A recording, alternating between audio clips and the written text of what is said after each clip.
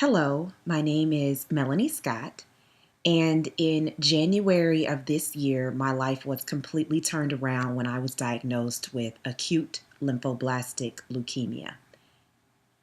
I had never been sick in my life besides a minor cold. I was living and working in Orlando, Florida as a corporate attorney and had recently gotten engaged to the love of my life. One evening in December, I woke up gasping for breath in the middle of the night. I just thought it was a fluke until a few days later, the same thing happened except during the day. Throughout the month of December, it continued to happen, and I also began to experience heavy fatigue.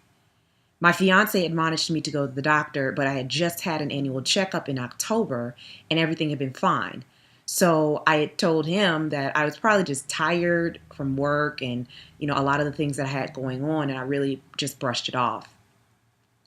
During the first week of January, the sporadic breathing was becoming more frequent, and I began to see bruises on my body. So at this point, I was like, yeah, probably need to go ahead and go see my doctor. On the first week of January, I think that was the Friday, I went in to get my blood drawn. And on that Monday, my doctor called me urgently to come in.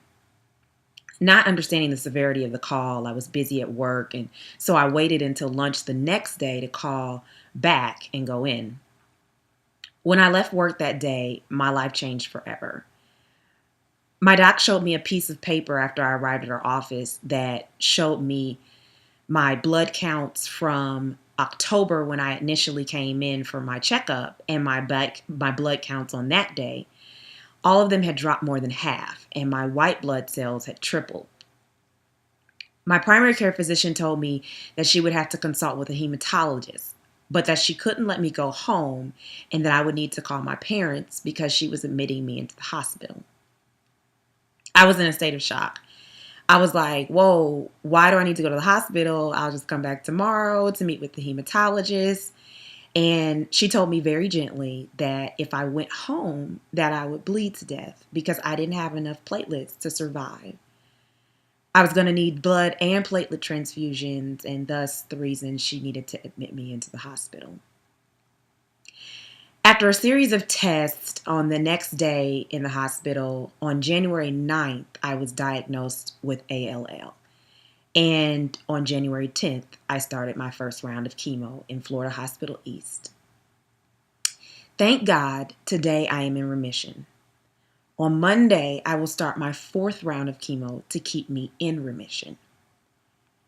Because there is no cure for the type of leukemia that I have, I must undergo a bone marrow transplant to survive.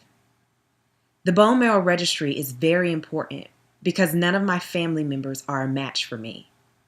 However, minorities are underrepresented on the national registry, so it has been difficult for them to find a match for me on there as well. So it is my hope that you will go to bethematch.org and spread the word to your friends and family to sign up and see if you are a match.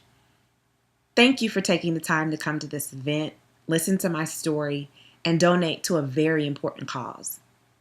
I would like to give a special thanks and a sincere thank you to my dear friend Aldo Witzel, Dave Wong, James Lynn, and my girls from Posh Entertainment for putting on this event tonight. I hope you have an amazing time and that you will spread the word about leukemia and other blood-related cancers. God bless and good night. Mel Strong.